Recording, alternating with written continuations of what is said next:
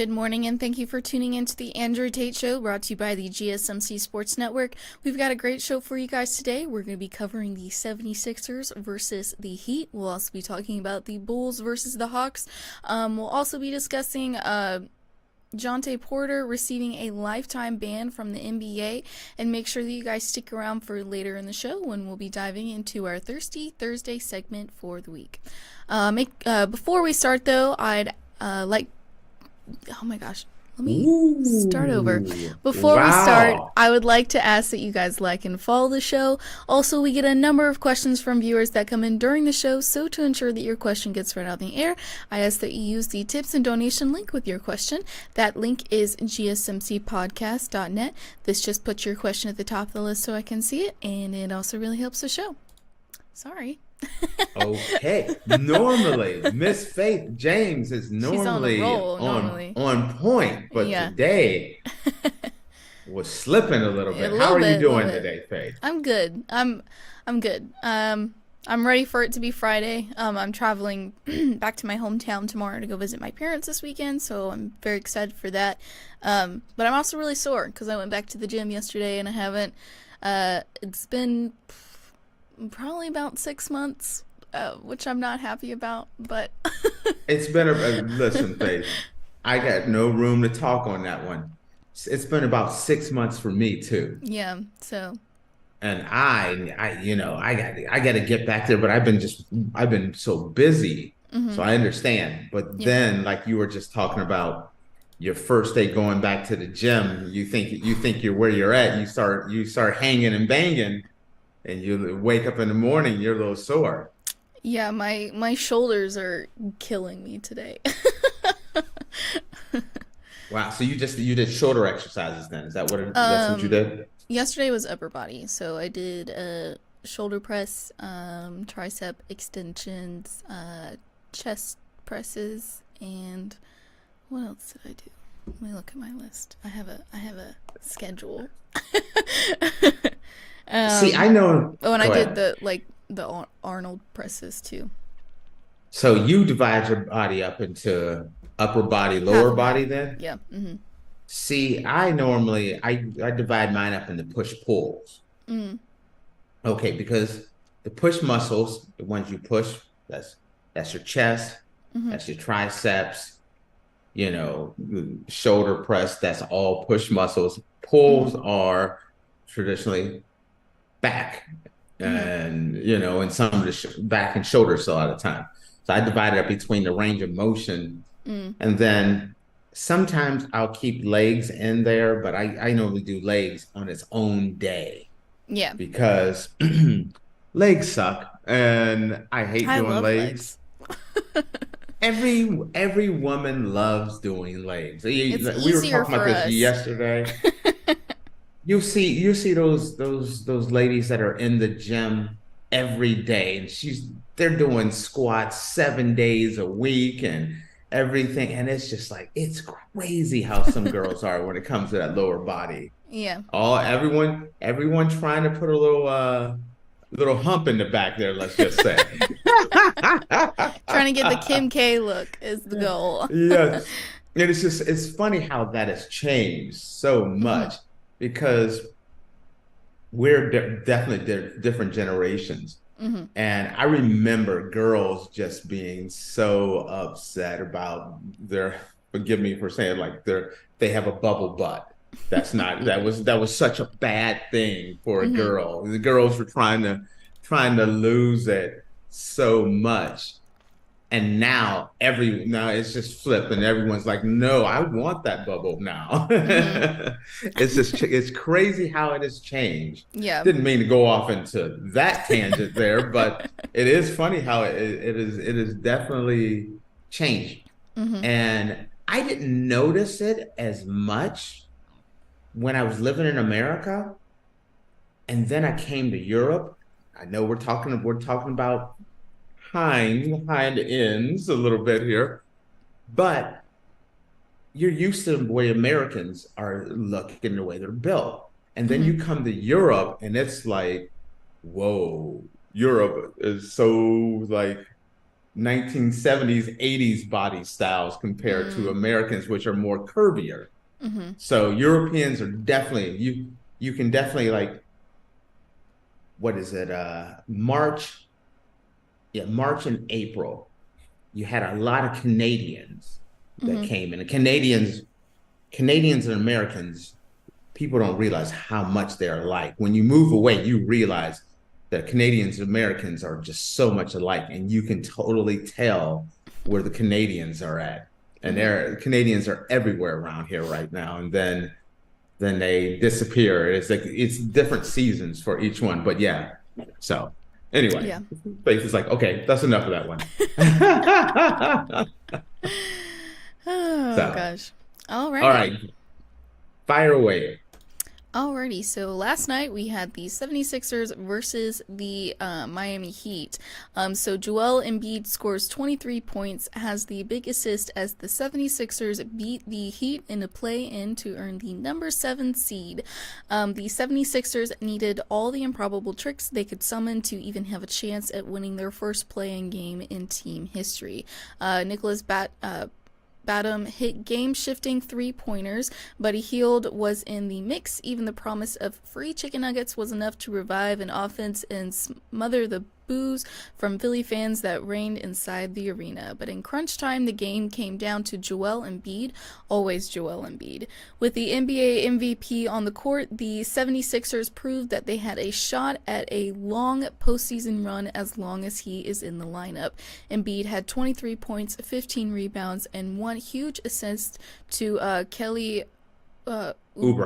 Oubre Jr. on a go-ahead three-point play that led the 76ers to a 105-104 win over the Miami Heat in the Eastern Conference play-in tournament on Wednesday night. Lots of booing, Embiid said, smiling. "We stuck together. It just shows that I don't play my best. I don't get to my spots the whole game until the fourth quarter, and we still find a way to win." The 76ers earned the number 7 seed and advanced to play the second-seeded New York Knicks in the opening round of the Eastern Conference. Game 1 is Saturday at Madison Square Garden. The Heat, who went from the play-in tourney to the NBA Finals a year ago, host Chicago on Friday night, with the winner getting the number 8 seed. Embiid exploded out of a quiet game late in the fourth and carried the Sixers back from 14 down in the second half. Embiid, who missed 43 games this season and finished out on a surgically repaired left knee, was a non-factor as Batum and Hield sparked the 76ers in the second half. Batum had 20 points. Okay, so this was first. I'm going to say something different.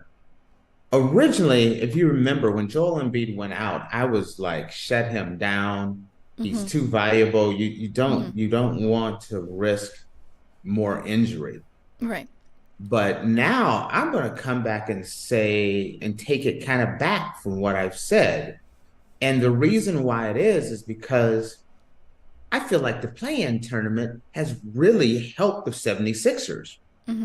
I think the 76ers are in a really good place. They're the number 7 seed. They're going to be going up against the Knicks without Julius Randle. I'm taking the 76ers. The 76ers, now Joel Embiid is back. He's playing well. He had 23 points, 15 rebounds, 5 assists. Is that right? Yeah. He had 5 assists, yes. Yeah, he had 23, 15, and 5. Yes. Man, I feel like they're set up, especially with the Knicks and Randall not being able to play. They clinched their playoff berth, and now they're set up to make a run, and they don't have to see Boston until the Eastern Conference Finals. I feel like it felt perfect for them. Man, they were, the 76ers just did and had a hell of a game. This was a closely matched game. all the way down to the end. Both teams were playing well. I didn't really know. At one point, I'm like, I don't know who's going to win this one. For the Heat, Tyler Hero was on fire. Jimmy Butler was doing really well. Unfortunately, Jimmy Butler had has a little bit of a knee injury, and we don't know how if he's going to be available for the next game. But Butler had 19, Tyler Hero had 25. This came down to the wire, and Joel Embiid really, he really stepped up. He, like I said, 15 points, 12 rebounds. Kelly Oubre came in there to close out the game with a big 3-pointer. Man, I look at this and I'm like, wow, I can't believe how well they've been set up. When I was looking at them earlier when Embiid had his injury, and I'm like, maybe you shut him down for the year and prepare for next year, because I don't really see them making a run at the championship. But sometimes not only do you have to be good, but you have to be lucky. And I feel like they've drawn a very lucky draw. Like when we are talking about the Lakers yesterday, the Lakers are coming into the playoffs incredibly strong, but I feel like they had a bad draw where they're pulling the Nuggets, with the Philadelphia 76ers coming in with the MVP, one of the best players in the game. Now he's healthy, and they're going up against a New York Knicks team that will not be at 100%. And so it really sets them up. Also, when you start looking at some of the players that really contributed, Nicholas Batum came through, big shots down the stretch, huge shots down the stretch. Buddy Hield dropped in some buckets late in the fourth quarter. Every time it looked like Miami was going to kind of close that gap, one of those three would hit something. Joel Embiid would do something, or Nicholas Batum was just on fire. And then critical shots by Buddy Hield just really, I felt like, set them up for the win. I don't know. Did you get a chance to watch it, or did you just watch the highlights? How did you watch it? I just watched some highlights. I didn't watch the game. Okay. And then, I mean, they got, great time from like Tyrese Maxey. He went in for 43 minutes, 19 points.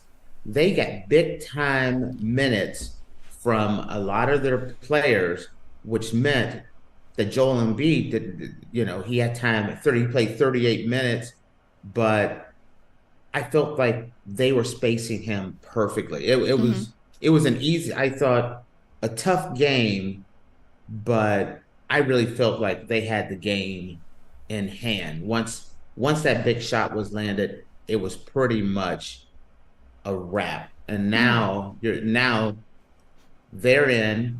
facing the Knicks. I don't give the Knicks much of a chance against them.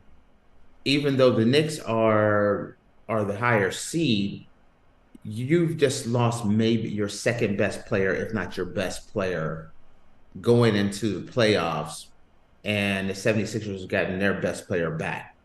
Matter of fact, I see this as like a 5-game series against the Knicks.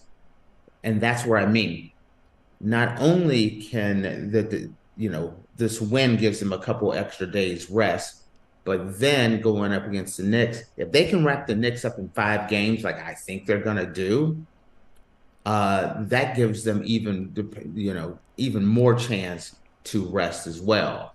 So my initial thought of the 76ers not really having a shot, I might have been, how things change. Things change so fast. Yeah. So that's pretty much my take on that game. Excited. It's NBA. It's NBA playoff season now. You kind of you look at the NBA season and you're like, okay, it's a long season, but now these are the games that really matter, which makes it kind of exciting. Yeah. I mean, good for Joel Embiid, because I remember, like, what was it, a month ago? You and I were both saying, like, And now he's Take him back. out. He's back. He's healthy. Mm-hmm. And these games that they lost set them up and put them in the play-in tournament, but put them in the right place. Yeah. I mean, you've if you wrote out where do you want to land in these playoffs, it would be, hey, I want to play the Knicks in the first round when they're not 100%. That would be my top choice play. I would like to avoid the Celtics until the Eastern Conference Final. Well, guess what? They have it. It's like check, check, check. Embiid's healthy. They got the Knicks. They get to avoid the Celtics. It's been written out for them to be, in a great place. So, yeah. All right, guys. Well, with that, we are going to take a short break, and when we come back, we're going to be talking about the Bulls versus the Hawks. So make sure you guys stick around, and we will be back in a minute. I feel like I'm losing my mind. Is everybody in the world blind? Please, Lord, give me a sign, a sign. I feel like I'm losing my mind. Is everybody in the world blind? Please, Lord, give me a sign, a sign. I wanna be the greatest. Everybody on the fake shit. I look around and feel like everybody is the fakest. I make this every day and I'm impatient, hoping one day I blow up from the basement. Statement, the top is so vacant. I don't hear shit that I think is amazing. Waiting for my day when I'm playing sold out shows for 1,000 faces. Hey, give me that crown, get in my way and to be put down. It ain't your place, all this my town. If I want that shit, then I'll get it right now. I'm losing it, the noose it fits. I'm losing shit, a stupid myth. You choose to live or choose to dip. You choose to fight or lose your grip and lose a gift. I feel like I'm losing my mind. Is everybody in the world blind? Please, Lord, give me a sign, a sign. I feel like I'm losing my mind. Is everybody in the world blind? Alrighty, guys, welcome back. Earlier, we were talking about the 76ers versus the Heat, and now we're going to be talking about the Bulls versus the Hawks. But before we do that, I just wanted to remind you guys to like and follow the show. We get a number of questions from viewers that come in during the show, so to ensure that your question gets read on the air, I ask that you use the tips and donation link with your question. That link is GSMCPodcast.net. This just puts your question at the top of the list so I can see it, and it also really helps the show. So, all right. You should do it. Now, do you have a cold today? It's allergy season. The pollen is really getting to me. I noticed that when we're going out, I'm like, when did she get the raspy voice thing going on? Like, she's up there with the pollen raspy season. voice. Like, what's going on? Yeah. It definitely got worse yesterday too, because my boyfriend and I decided to go down to our pool for a little bit and hang out outside, and so I was outside with the wind blowing and probably just the pollen going everywhere. So yeah. Now, do you normally have allergy issues, or is that like an every year thing? Yeah, with the pollen I do. It varies on how bad it is. And last year it wasn't as bad, so it's making up for last year. I used to I love the South. I love spending time in the South, and I have family in that Alabama, Mississippi, Georgia area. It's so pretty. It's just that the pollen is It's pretty, but worst. it absolutely sucks. And Yeah. if you go there in the springtime, like my eyes are all puffy and they're itchy, and it gets hot, and it's hot and sticky. It's like beautiful torture. Yeah, because Does that make sense to you? Yeah, right now, like, the trees are like so green and they look so pretty. All the flowers are blooming. The weather really hasn't been like terrible. It's been like a nice like breeze with a little bit of heat. But I just know that sweltering summer weather will be here soon enough, which I'm not looking forward to. Like I said, in the spring, everything starts blossoming. You have allergies like crazy, and then it is just hot and sticky all the time. That's the hard part about where you live. People, like here, it gets hot, but it's like it's dry. So you're not really you're never tortured. California, it's nice, it's sunny, it's dry. But when you get to that South, that entire South, man, the humidity makes it feel a lot hotter than what it actually is. Yeah, if you took away the humidity, people I feel like the South gets a bad rep. I'm surprised the South isn't more popular than it is. And when I talk about the South, I'm like Alabama, Mississippi, Georgia, those three areas.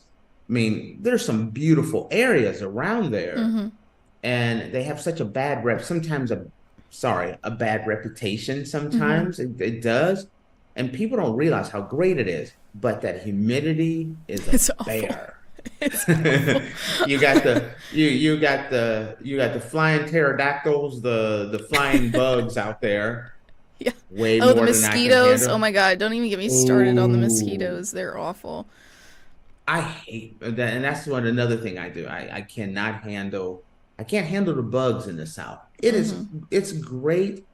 You go there and you're like, oh, this is awesome. And then you hate it and you can't wait to leave. And then you look back at it like, man, it was really awesome. Why did I want to leave? And then you go back again and you realize, nope, I can't handle the humidity and the bugs. Yeah, I've lived in the South for 22 years and I still have not been able to get used to the weather here. And that should tell you something. If you've lived there for that long and you still haven't gotten adjusted to it, it's time to go. Now, have you lived anywhere? Have you ever spent any time anywhere else? So I've always been in the state of Georgia. I've always lived in the state of Georgia. I mean, I've traveled to different states in the United States, but I've always lived in Georgia. I moved cities, like where I first lived, my hometown is very South Georgia, like it's almost in Florida, South Georgia, and now I live more in North Georgia, the North Georgia area, but I've always been in Georgia. Interesting. Georgia is very underrated. Georgia's very pretty. But I always told you, you go down that dirt road over there off a highway, off a county road 715. You get yourself in a situation you don't want to be in.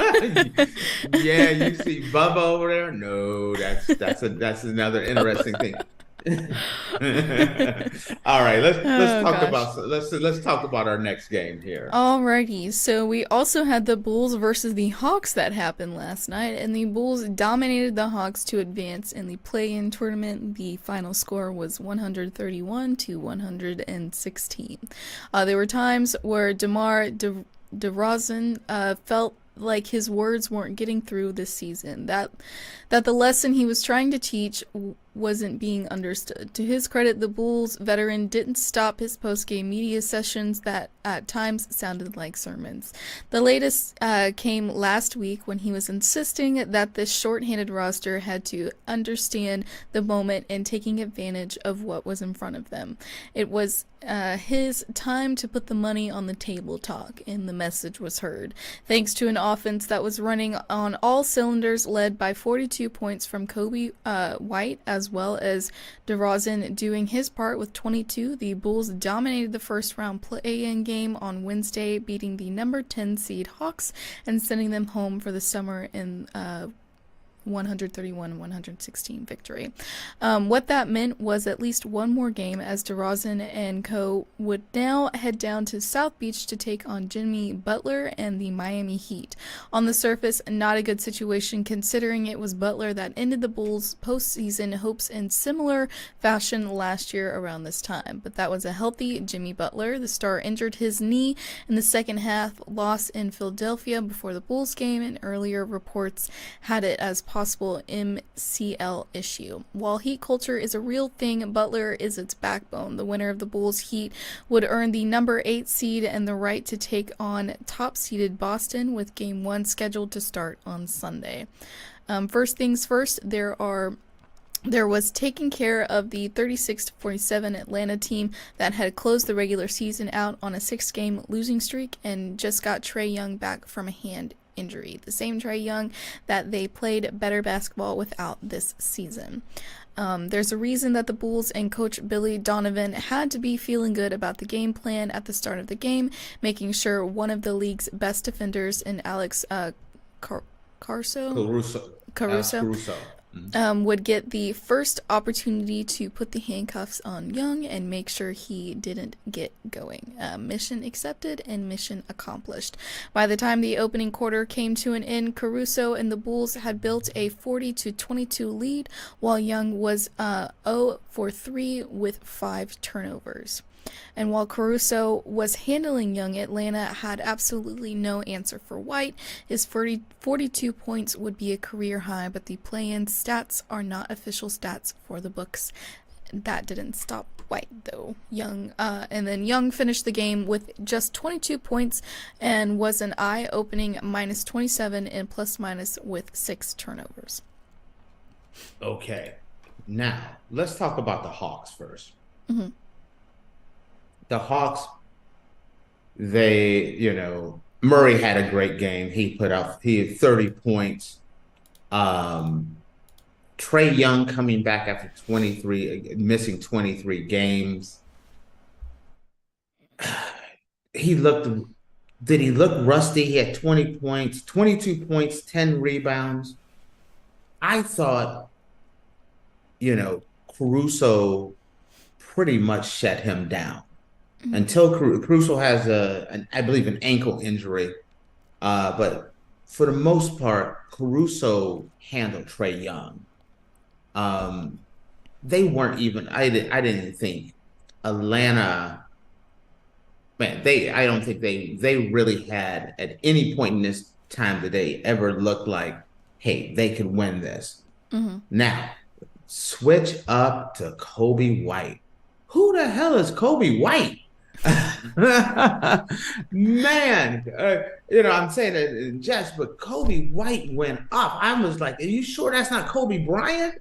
Is that Kobe with a K or is that Kobe with a C? Mm-hmm. This dude, Coby White, did everything. I mean, he was absolutely on fire. I was watching him and looking at his numbers here because he had 42 points, and then he had 9 rebounds.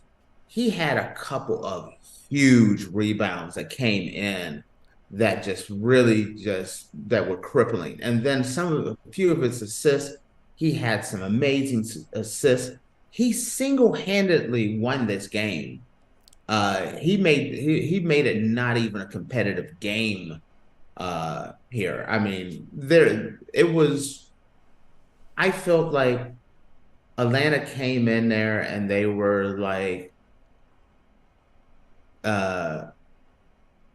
DeRozan and Nikola was the center. They were trying to shut them down, and they had no answer. They had to change everything because Coby White was sinking everything. It was like it's those nights where talk about Kobe Bryant talks about those nights where it seems like the basket is just so huge and you just can't miss anything.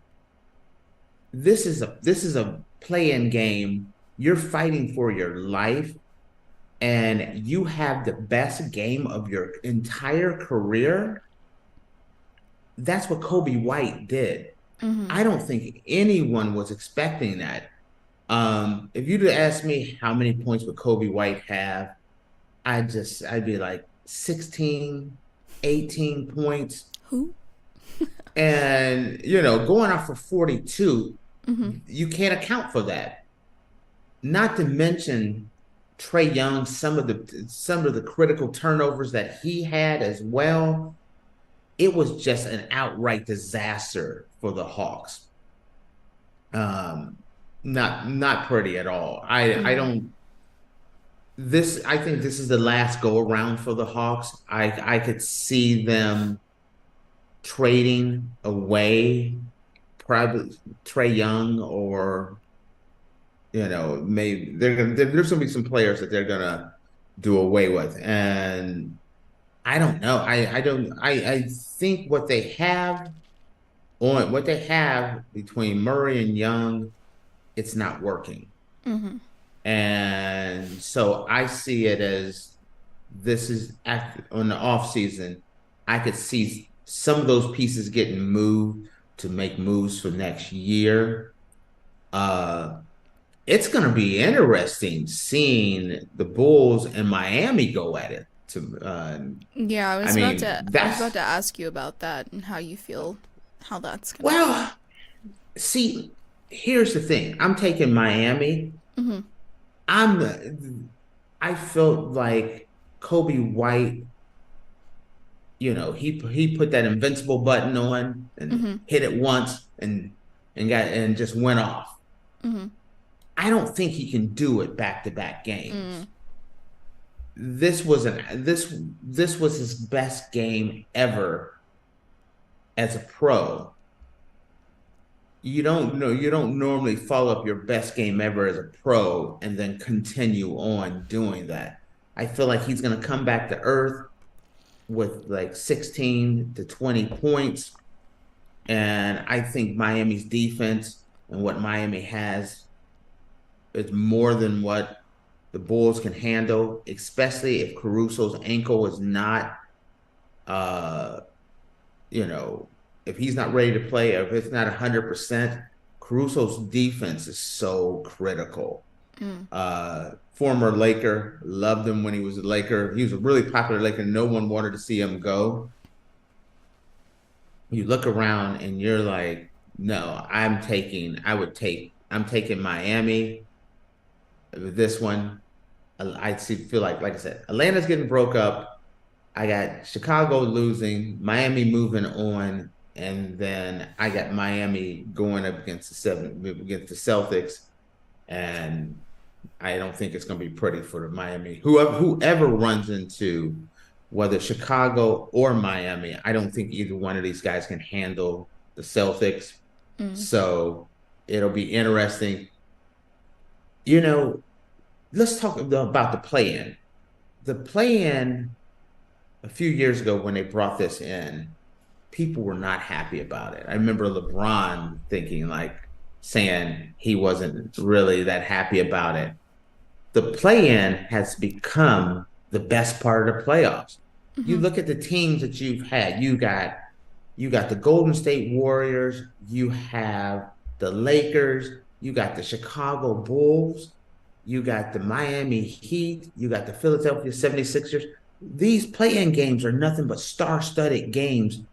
So the play-in tournament, I feel like, is just as exciting as the playoffs, if not more. I really like the play-in.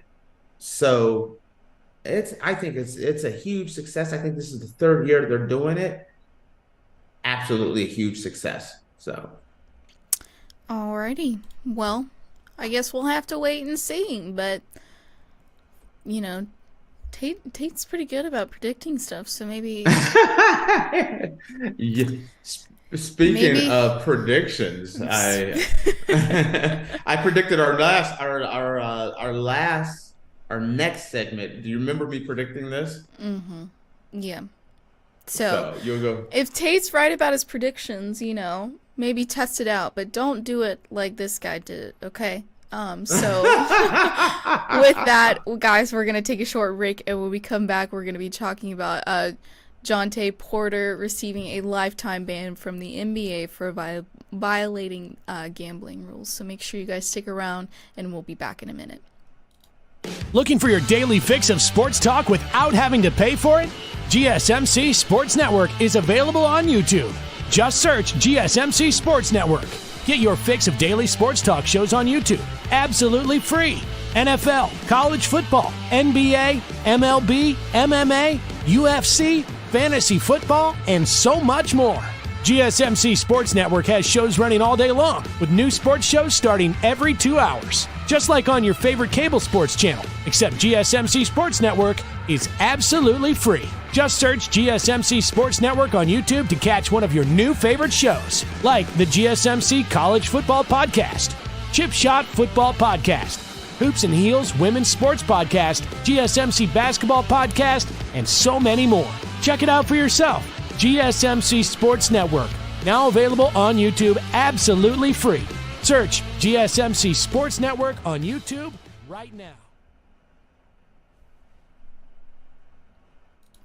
Alrighty guys, welcome back. Earlier we were talking about the Bulls versus the Hawks, and now we're going to be discussing Jontay Porter receiving a lifetime ban from the NBA for violating gambling rules. Whew. Okay. Fire away on this one. Okay. I want to hear. I want to hear. Get all the details on this one. Okay, so Johnny Porter of the Toronto Raptors has been given a lifetime ban by the NBA for violating the league's gambling policy. The NBA released a statement Wednesday announcing and explaining its ruling. A league investigation found that Porter violated league rules by disclosing confidential information to sports bettors, limiting his own participation in one or more games for betting purposes, and betting on NBA games. The statement read, the NBA's investigation found that Porter purposely limited his participation in the Raptors' March 20th game against the Sacramento Kings, specifically to influence the outcome of one or more bets on his performance. Against the Nets, Porter claimed he felt ill after playing just 3 minutes. The NBA also found that prior to the game, Porter disclosed confidential information about his health status to an individual he knew to be an NBA bettor. A different individual associated with Porter also bet that Porter would underperform March 20th as a part of an $80,000 parlay the bettor placed with an online sportsbook. And there's more. From January through March 2024, while traveling with the Raptors and the Raptors G League team, Porter placed at least 13 bets on NBA games using someone else's betting account. Those bets ranged from $15 to $22,000 for a total of $54,094. The total payout from those bets was $76,059, resulting in winnings of $21,965. None of the bets involved any game in which Porter played, but he did bet on the Raptors to lose as part of 3 different parlay bets, and all 3 bets lost. Porter, who is 24, hasn't played since the NBA began investigating him for betting irregularities on March 25th. The Raptors removed him from the lineup prior to that night's game against the Brooklyn Nets, and he hasn't reappeared since. Porter, who is the brother of Denver Nuggets star Michael Porter Jr., was in his first season with the Raptors. He was on a 2-way deal with the team, and he averaged 4.4 points and 3.2 rebounds in 26 games this season. And also, Okay. I just want to add really quick, because I was curious, because, an NBA player making bets and helping other people win money, I was wondering, how much money is he making in the NBA right now? Because I was like, why would you really need to bet on stuff if you're getting paid a reasonable amount of money? So his Porter's NBA earnings, according to SpotTrack, Porter earned $2.3 million over 3 seasons from the Grizzlies. In 2019 and through 2020, he earned $197,933. 2020 to 2021, he earned $1,900,000, and then in 2021 to 22, he earned $300,000. So, Okay. and with the Raptors, he was valued at $794. So, I Okay. was curious First about off, no, that's great information. I'm glad you did that. But when you start looking at players, there is nothing more detrimental to a league than people to question, was the game fixed? There is nothing will destroy a league more than Right. people questioning, are these games on the up and up? Every fan out there is kind of like, oh, I heard this the other day, they want LeBron in the playoffs. So, if they lost, they would make sure that LeBron won in the final play-in game because, they're not going to have the playoffs without LeBron. That's absolutely crazy. That would never happen because it would destroy the credibility. If it ever was found out, it would destroy the credibility of the league. It would be a federal offense to fix games. Now, that's something that people play in the back of their head. The referees are setting it up so this person wins or this team wins, or the referees don't like us.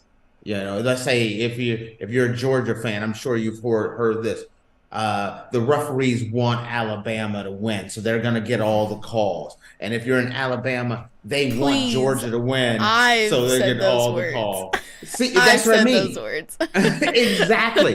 And it's crazy. It's not true at all because the one thing any sports league must have is credibility. Yes. There's only one league in the world the credibility doesn't matter, and that's called wrestling, WWE. You don't want to be categorized as choreographed events. Right. That's the reason why Dana White works so hard to keep wrestling away from UFC because of the image of any of the fights being fixed.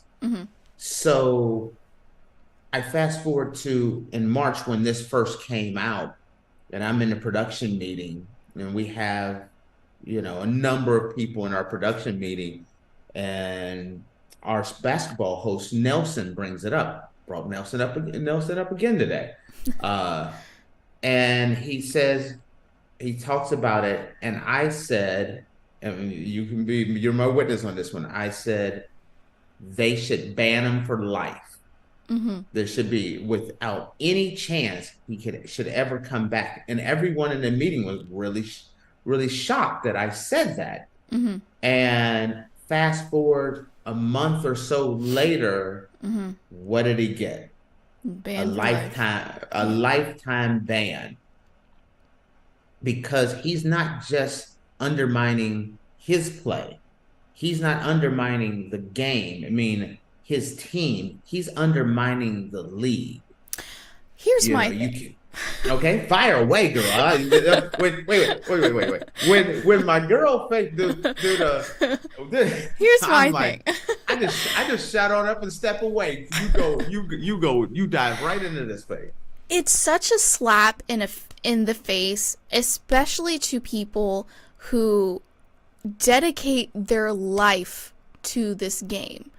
I mean, will start playing basketball at a very young age, work all the way up to high school, then go to college, try to get into a good college so that they can eventually move their way up to the NBA.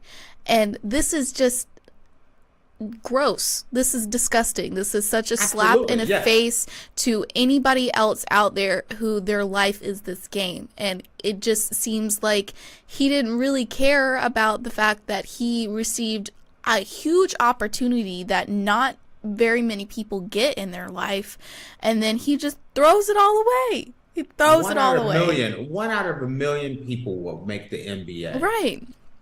And the NBA is incredibly flexible. the one rule they have, you don't bet on games. The NFL, you don't bet on games.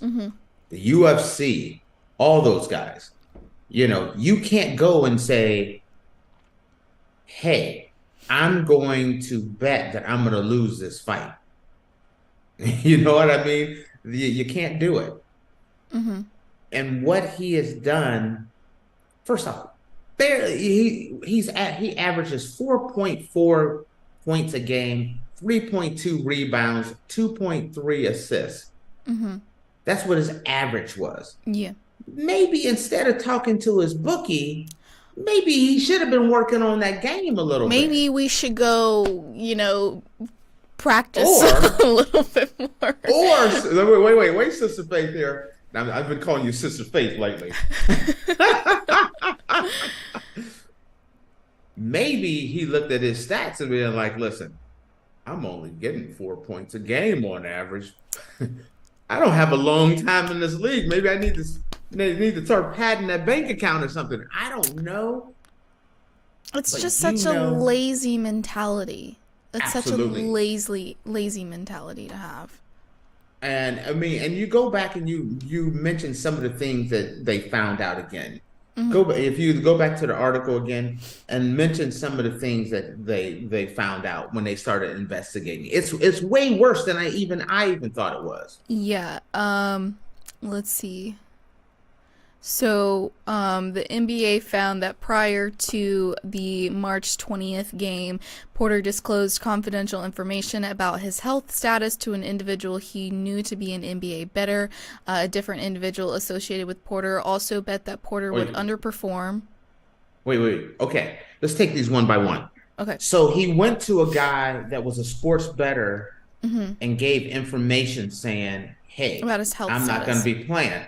So then that could be, "Hey, you give me this update, I give you this little kickback. So I'm not going to play." That's money that they might not even caught, but the people do that. So he gives them, "Hey, update on my health. I'm not going to be playing. This guy bets a lot of money. Go give me another one." A different individual associated with Porter also bet that Porter would underperform on March 20th as a part of an $80,000 parlay the bettor placed with an online sports book. Okay, now look at this one. I was just taking them one by one. One of his buddies said, "I'm going to bet that this guy's going to underperform." Well, guess what? What is the easiest way in a game to fix a game? I bet that Faith is going to perform badly in this game. She's not going to play, or she's barely going to score any points. I dropped $80,000 on that. And all of a sudden, Faith doesn't play that well. Do you see how that's insider information? That's a federal offense. Not only do I think that he's going to get a lifetime ban, but do not be surprised if he does not face federal crime. Yeah. Yes. He's going to look around and go from, "Hey, I am an NBA player," to, "This is alleged. He hasn't been convicted yet, but this is what they found." If they find this to be true, he could be facing federal crimes, facing federal time. There's one that you talked about. There was a bet for him that he wasn't going to perform well, and then he started a game and then said he was sick like a couple minutes into the game. This is fixing a game not on a large level, but on such a small level but you can see how that inside information gives whomever's working with him a big leg up, and they're fixing the bets. It may not fix the game, it may not have effect on the outcome of the game, but it definitely affects. It's stealing money from the sports book. It's stealing money from the people that don't have this information, and it's wrong. He will never, I don't see him ever being allowed back in whatsoever. No. He will never ever be able to play in the NBA again. So he's destroyed his career off of this. Yeah. He might have destroyed his life Yeah. because of this. Yeah. I don't see how there could not be a case that comes along with this. I don't see how that's, I'm not a federal agent. I'm not on a grand jury, but these are very serious charges that tend to come with very serious time. Yeah. And you don't want to go to a federal prison. No, you don't. You do not want to go to a federal prison. And, man, I just think it's absolutely crazy. I don't know. From what they're reporting, this is what the NBA has said that they have found. We are not making any accusations. We're just stating what the NBA has said they have found. And these are serious charges that it doesn't matter who, let alone a guy that's only averaging 4 points a game, but it doesn't matter who the player is. Any player with these type of charges can be the greatest player ever lived to the worst player ever lived. Yeah. You're done. Your career is over. It's sad to see that happen. It is sad. But I think the punishment fits the crime. A lifetime. It's weird to say. I feel like he's getting off with just a lifetime ban. If he just walks out of this thing with just a lifetime ban and that's it, he is he's a lucky man. Yeah. Now, you get that, what I'm saying.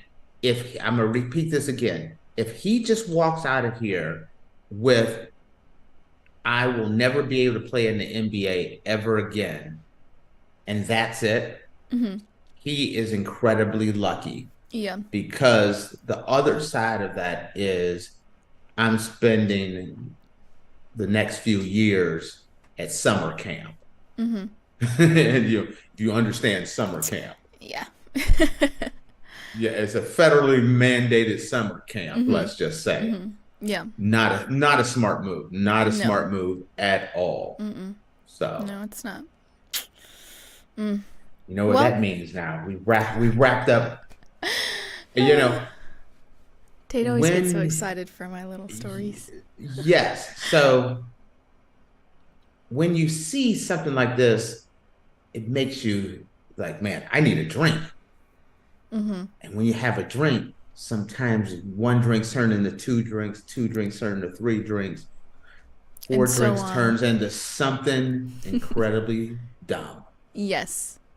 Which goes into our Thirsty Thursday segment. So make sure you guys stay tuned. We're going to take a quick break and then we'll dive into it after that. So we'll see you guys in a minute. All right.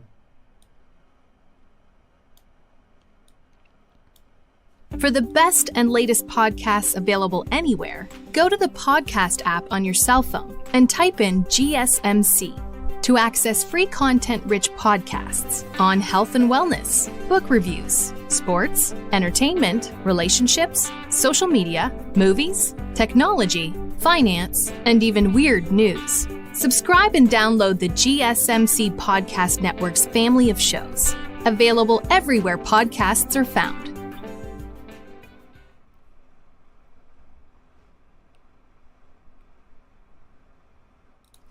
Alrighty guys, welcome back. Earlier we were talking about Jontay Porter receiving a lifetime ban from the NBA for violating gambling rules, and now we're going to dive into our Thirsty Thursday segment for the week.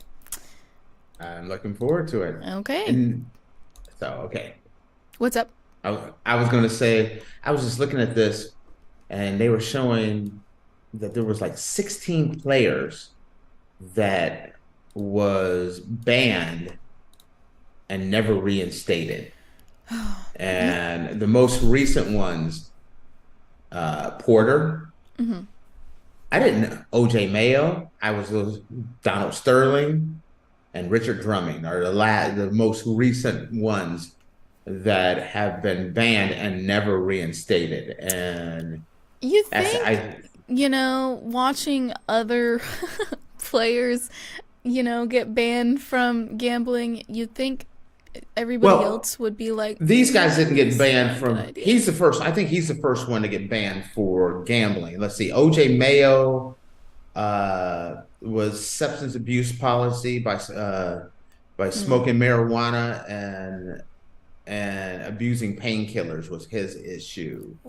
Donald Sterling, he was an owner who made some very he was a former owner of the Lakers who made some very racist comments, and he was a he may be the worst owner in NBA history. Richard Drummond was substance abuse, uh, or banned for repeatedly substance abuse. Donald Sterling was for racist comments and everything. Everybody else was more substance abuse. This is the first one for, you know, for gambling, breaking the gambling policy. Mm-hmm. There was a referee once that got banned as well for dealing with something with gambling as Mm. well. But you don't see that often. Most times you think about Pete Rose, and I'm going to say this: there's a huge difference, people. I know we're taking the segment a little bit longer, but everyone thinks of Pete Rose on gambling, but this guy was betting that he's going to underperform. He's given information on how he can underperform.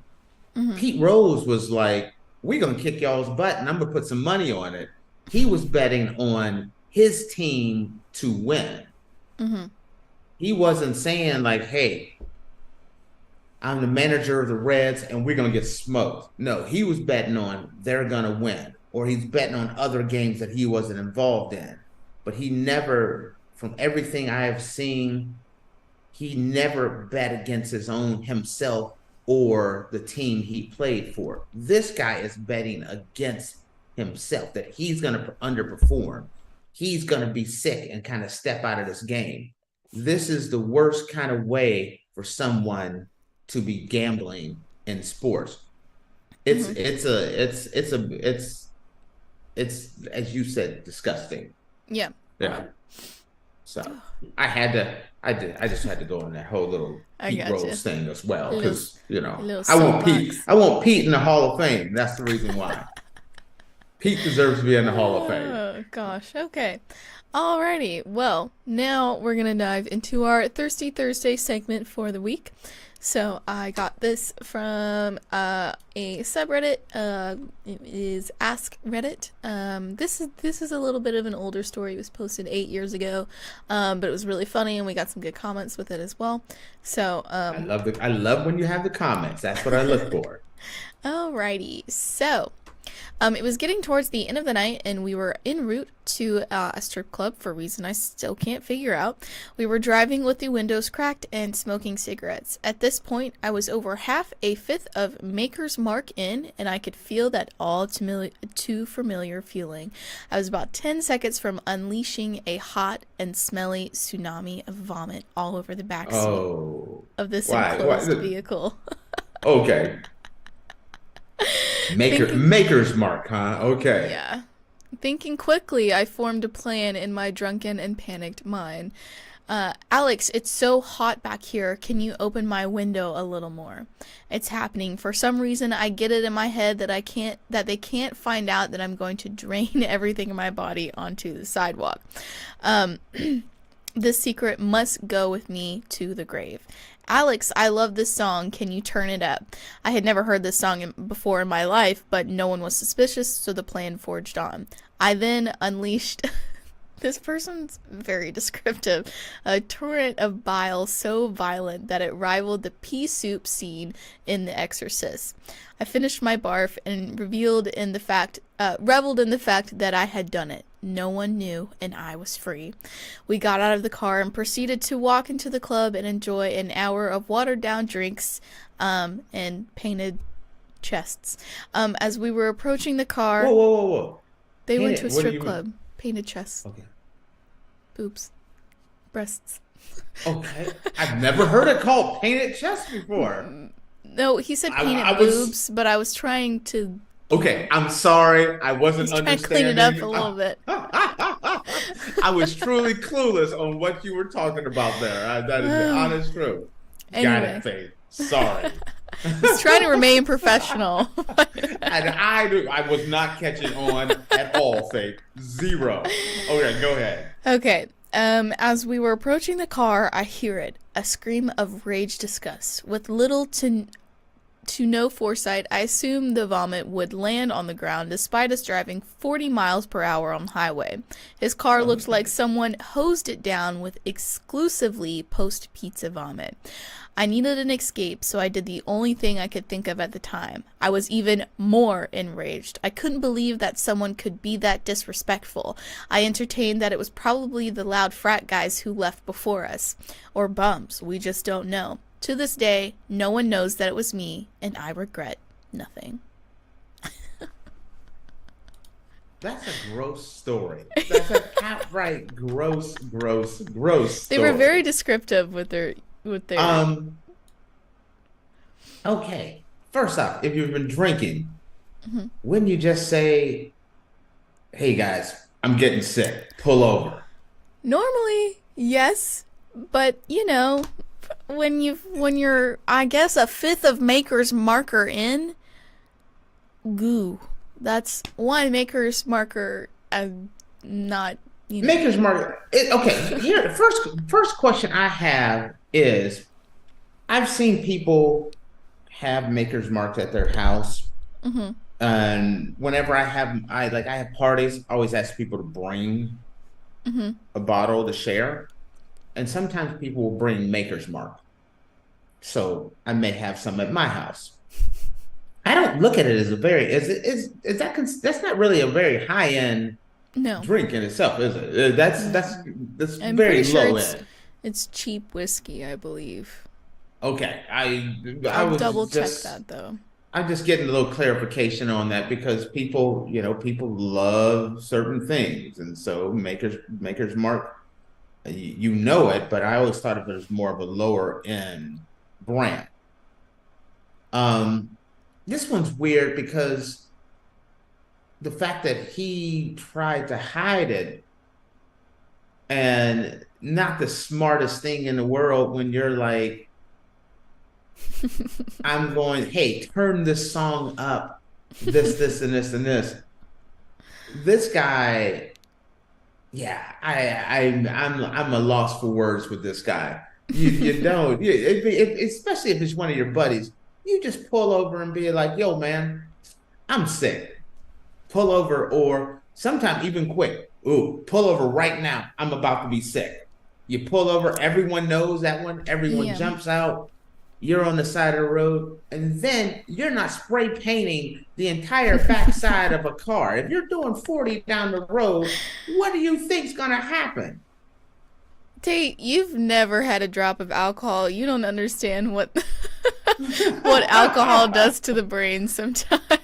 And okay, yes, but see, I'm the guy.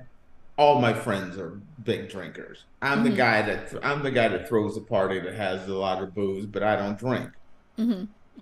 But the level of don't want to say stupidity, the not making smart decisions is crazy. And that's the whole thing about these Thirsty Thursdays, are people getting drunk and making bad decisions in life. And this is one of those bad decisions. He's not. And here's the thing: the guy that's super upset and makes the big production, they always think like, if I make this big production, no one will think it's me. Yes, you're the top, the loudest one is the one that's most likely did it. So the kind of like the reverse way of looking at it. You think they know who did it? So one of the comments actually Okay, was, let's hear it. well, now I know it was you, and Alex will not be happy about this. So I assume whoever commented this was one of his friends, and they found the post. So, Wow. from what it sounds like, they didn't know to begin with, but they know now.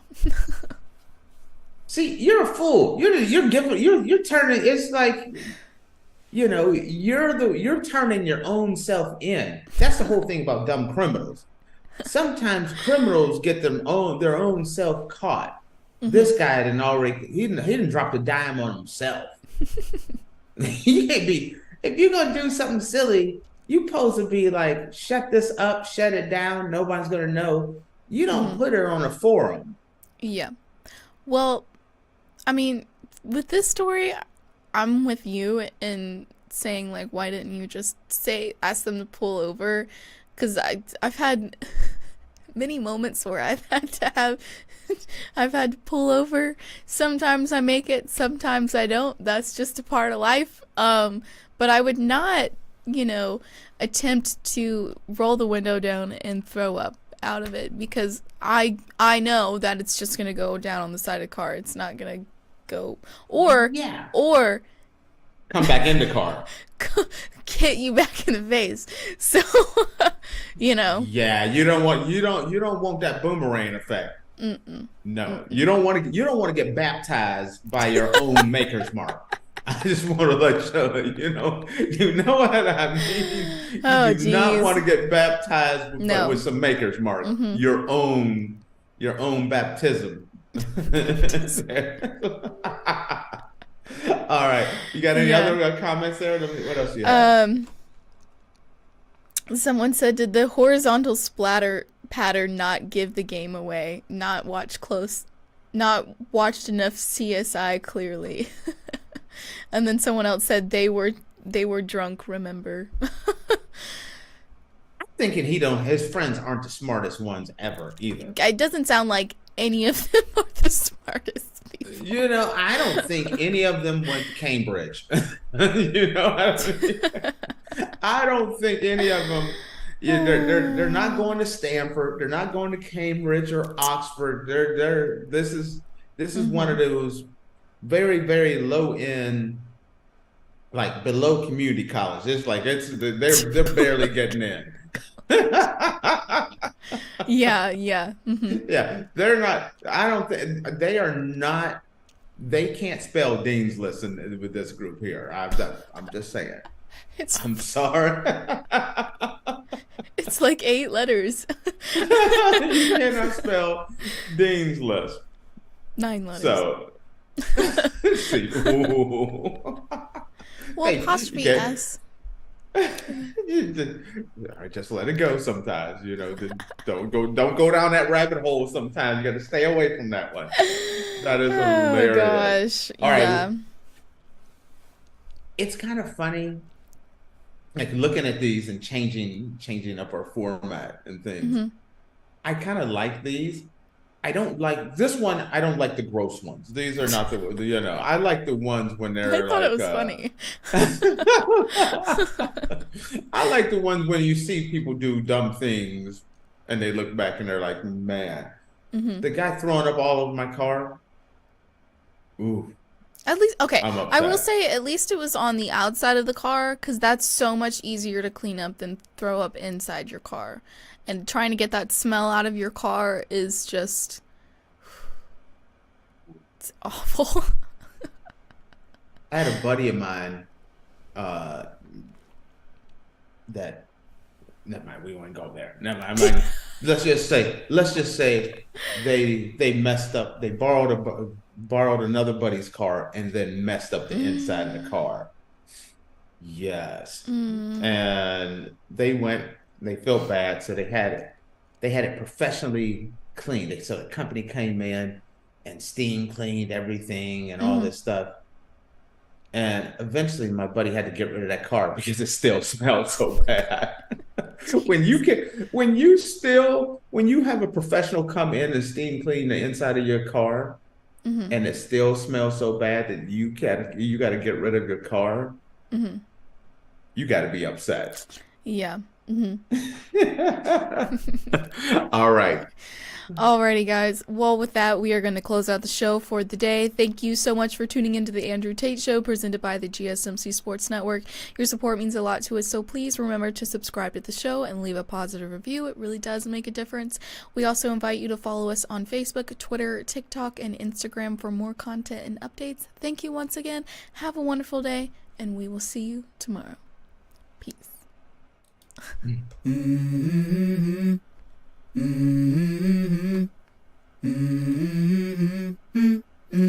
Let's go. I wake up to a little bit of drool on my pillow, feel like it's gonna be a bad day. Yeah, I'm tired of shit, and the coffee ain't hit yet, damn, ain't that great.